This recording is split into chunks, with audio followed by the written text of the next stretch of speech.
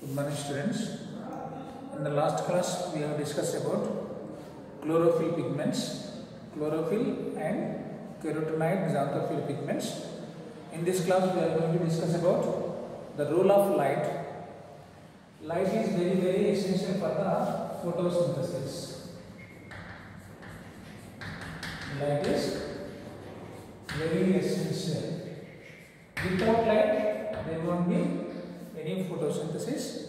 So, sun is the ultimate source of energy on the earth. So, here the energy from sun comes in the form of electromagnetic radiations. Energy comes from sun in the form of electromagnetic radiations.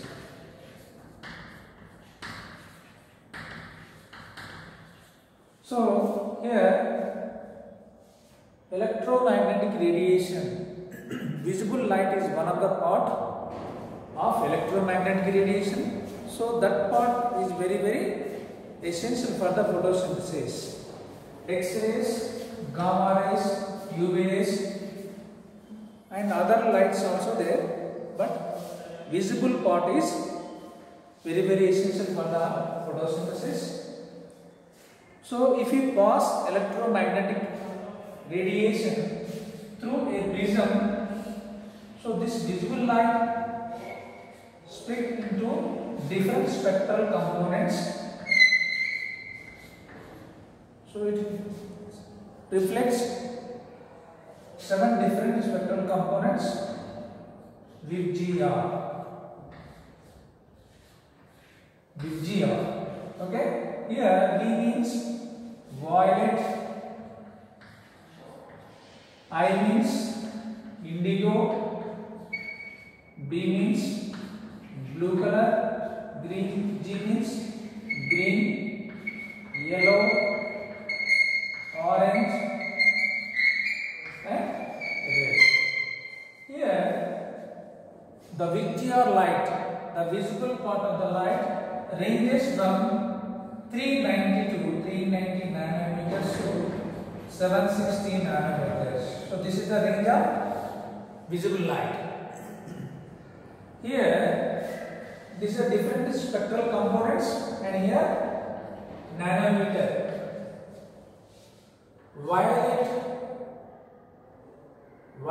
light wavelength is 390 to 430 nanometer in range, and also indigo 430 to 470 nanometers. Blue light 470 to 500 nanometers. Green light 500 to 560 nanometers. Yellow light 560 to 600 nanometers. Orange 600 to 650 nanometers. And 650 nanometers. Red light wavelength range is 650 to 760 nanometers.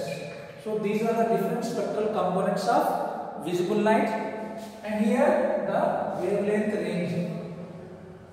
So, here these are the different spectral components of visible light, and which light is very efficient, and in which spectral region photosynthesis is more. So, that's we will discuss. First, these are the different spectral components.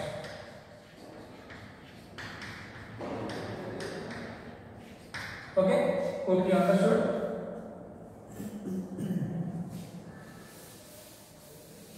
In the last class, we have discussed that the pigment is nothing but a substance which has an ability to absorb sunlight at particular wavelength. So, if you plot a graph, this graph here on x-axis we take different wavelengths like 390 or 400 400, 390, 430, like that. We take different spectral components and add y-axis absorption of light. Absorption of light. So now we want to see which pigment absorb which spectral component and how much quantity. So here, if you see chlorophyll A absorb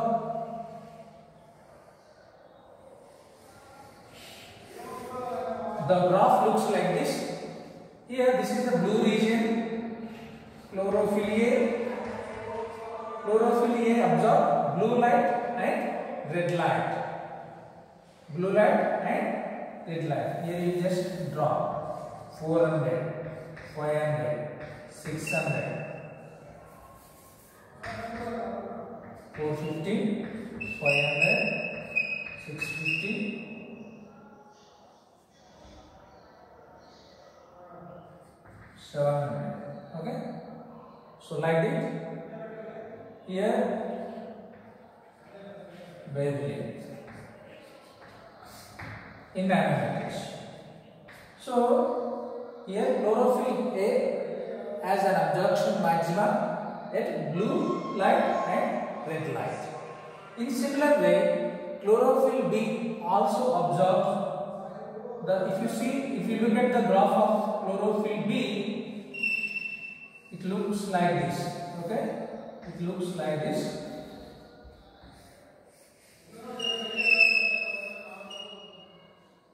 So here the absorption drops of chlorophyll A and chlorophyll B look similar. That means these two pigments absorb light at blue region and red region. And if you see the graph of carotenoids graph looks like this. Carotenoids absorb maximum light at green region. Okay. So this is the overall graph is called absorption spectrum. Absorption spectrum.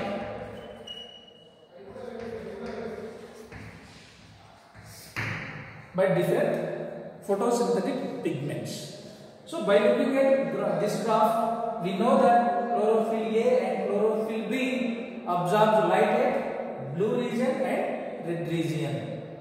And if you plot another graph which showing the rate of photosynthesis at different spectral components. So let's see how it look like.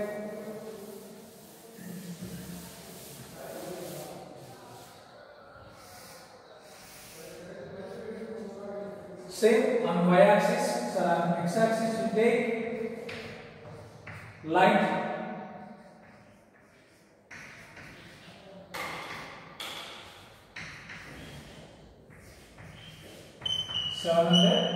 and y-axis take rate of photosynthesis.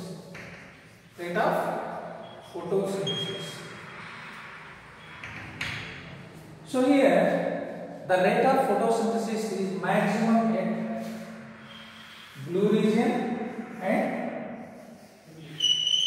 red region. So here if you compare absorption spectrum and action spectrum, you will come to know that the light which is absorbed by chlorophyll A and chlorophyll B is involved in the photosynthesis. Chlorophyll A and chlorophyll B is involved in photosynthesis. This is absorption spectrum. Here we have written absorption spectrum, and this is action spectrum. Action spectrum. So that's why by these experiments we can conclude that blue light and red light are more efficient in photosynthesis, or more photosynthesis takes place or occur in blue light and red light region. Okay. So this is absorption spectrum, this is action spectrum. So that's what chlorophyll A and chlorophyll B are called main photosynthetic pigments. Though there are many pigments are present in plants, chlorophyll A is a prime photosynthetic pigment. Hope you understood. Tomorrow we will discuss light phase of the photosynthesis. Afterwards, we discuss dark phase reactions. Thank you.